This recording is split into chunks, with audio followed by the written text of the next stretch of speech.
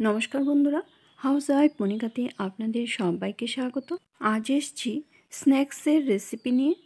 তবে আজ আমি আপনাদের সঙ্গে তেল ছাড়া মুচমুচে একটা পাউরুটির স্ন্যাক্সের রেসিপি শেয়ার করব, যেটা বাচ্চা থেকে বড় সকলেই খেতে খুব পছন্দ করবে, আর যেটা বানিয়ে এয়ারটাইট কন্টেনারে ভরে রেখে দিলে 3-4 দিন অনায়াসেই খাওয়া যাবে। চলুন তাহলে দেখে নেওয়া যাক আমার আজকের ভিডিওটি। রেসিপিটার জন্য নিয়েছি 4 পিস ব্রেড। পাউরুটি খাওয়ার পর 4 পিস বেঁচেছিল, আমি ওইটাই নিয়ে নিয়েছি। এখন আমি পাউরুটিগুলো একটা ছুরি দিয়ে কেটে নেব। আমি পাউরুটিগুলি ছোট ছোট টুকরো করে কাটব। আপনারা আপনাদের পছন্দ অনুসারে শেপটা দিয়ে দেবেন।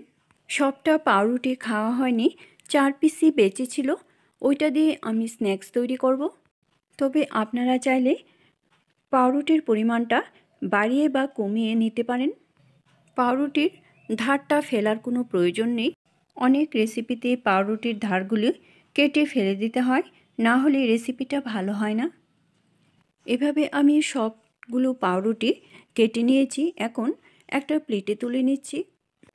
প্লেটে তুলে নেওয়ার পর পাউরুটির গুঁড়োগুলো যে পড়েছিল ওইগুলি আমি পরিষ্কার করে নেব। পাউরুটির টুকরোগুলি ভাজার জন্য চুলায় আমি একটা প্যান বসিয়ে দিয়েছি। হালকা গরম করে নিয়ে এখন এর মধ্যে পাউরুটির টুকরোগুলি আমি দিয়ে দিলাম, আর চুলার ফ্লেমটা একদম লোতে রাখতে হবে। পাউরুটিগুলি এপিট ওপিট করে চুলার ফ্লেমটা লোতে রেখেই ভেজে নিতে হবে। প্যানে দেওয়ার পর এপিট ওপিট করে যেন ভাজা হয়, এদিকে খেয়াল রাখতে হবে। এপিট ওপিট করে পাউরুটির দুটো সাইডে যখন খুব ভালো করে গরম হয়ে যাবে, তখন পাউরুটিগুলো নেড়ে এভাবে ভালো করে ভেজে নিতে হবে। পাউরুটিগুলি ভাজার সময় তাড়াহুড়ো করা যাবে না, একটু সময় নিয়ে আস্তে আস্তে লো ফ্লেমে ভেজে নিতে হবে। দেখুন, অনেকটাই ভাজা হয়ে এসেছে, অনেকটা মুচমুচে হয়ে গেছে। আরও কিছুক্ষণ নাড়তে হবে। লো ফ্লেমে প্রায় 10-12 মিনিট নাড়াচাড়া করার পর দেখুন পাউরুটিগুলি অনেকটা লাল হয়ে গেছে আর মুচমুচে হয়ে গেছে। এখন আমি এর চেয়ে বেশি আর ভাজবো না। এখন আমি একটা বাটিতে নামিয়ে নেব। এইগুলি যখন ঠান্ডা হবে তখন আরেকটু মুচমুচে হবে। ভেজে নেওয়া পাউরুটির টুকরোগুলো আমি একটা বাটিতে তুলে নিয়ে প্যানটা পরিষ্কার করে নেব। প্যানের থেকে সবগুলো নামিয়ে নিয়ে প্যানটা আমি ভালো করে পরিষ্কার করে আবার চুলায় বসিয়ে দিয়েছি। দিয়ে দিয়েছি 1 চামচ ঘি। এখন ঘি প্যানে ভালো করে ছড়িয়ে দিয়ে তারপর ভেজে রাখা পাউরুটির টুকরোগুলো আমি দিয়ে দিলাম। পাউরুটির টুকরোগুলো দিয়ে দেওয়ার পর চুলার ফ্লেমটা আবার লোতে রেখেই প্রায় মিনিট 5 নাড়াচাড়া করে আবার হালকা করে একটু ভেজে নেব।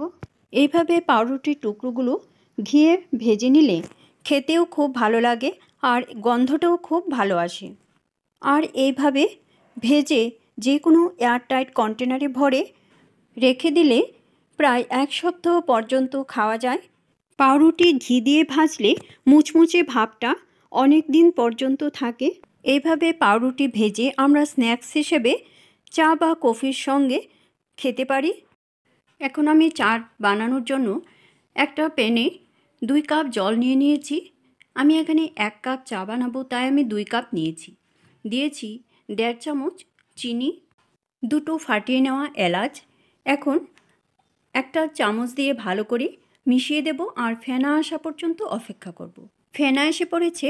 এখন আমি 1.5 চামচ চা পাতা দিয়ে দিয়েছি। এখন একটু নেড়ে দেব, আর চাটা ফুটে যখন 1 কাপ পরিমাণ থাকবে তখন আমি চুলার থেকে নামিয়ে নেব। দেখুন চাটা অনেক ঘন হয়ে এসেছে। এখন আরও কিছুটা কমবে, 1 কাপের থেকে বেশি থাকবে এখন। তাই আমি চুলার ফ্লেমটা হাইতে করে দিয়ে ভালো করে 2-একটা ফেনা আসতে দেব, তারপর চুলার থেকে নামিয়ে নেব। চা আমার একদম তৈরি হয়ে গেছে, এখন নামিয়ে নিচ্ছি। আর এদিকে আমি একটা কাপ বসিয়ে দিয়েছি, কাপে দিয়ে দিয়েছি 2 চামচ। এখন আমি চাটা ছেঁকে নিচ্ছি। এখন একটা চামচ দিয়ে দুধটা ভালো করে গুলিয়ে নিলেই হয়ে যাবে। এখন গরম চায়ের সঙ্গে মুচমুচে স্ন্যাক্স সার্ভ করছি। রেসিপিটা ভালো লাগলে অবশ্যই লাইক করবেন আর বন্ধুদের সঙ্গে বেশি করে শেয়ার করবেন। এইভাবে আপনারাও বাড়িতে ট্রাই করবেন। আশা করি আপনাদের কাছেও খুব ভালো লাগবে। আর আমাকে কমেন্ট করে জানাবেন কীরকম লাগলো। আমার চ্যানেলের নতুন দর্শক বন্ধু হয়ে থাকলে চ্যানেলটা সাবস্ক্রাইব করে আমার পাশে থাকবেন আর বেল আইকনটা অবশ্যই প্রেস করে দেবেন, কেননা আমি চ্যানেলে নতুন কোনো রেসিপি দিলে রেসিপিটা আপনাদের কাছে খুব তাড়াতাড়ি পৌঁছে যাবে। আপনাদের যদি কোনো রেসিপি দেখার ইচ্ছে থাকে তাহলে কমেন্ট বক্সে অবশ্যই কমেন্ট করে জানাবেন। আমি সেই রেসিপিটা আপনাদের সঙ্গে শেয়ার করার চেষ্টা করব। আবার আসবো নতুন কোনো রেসিপি নিয়ে। ভালো থাকবেন, সুস্থ থাকবেন। ধন্যবাদ।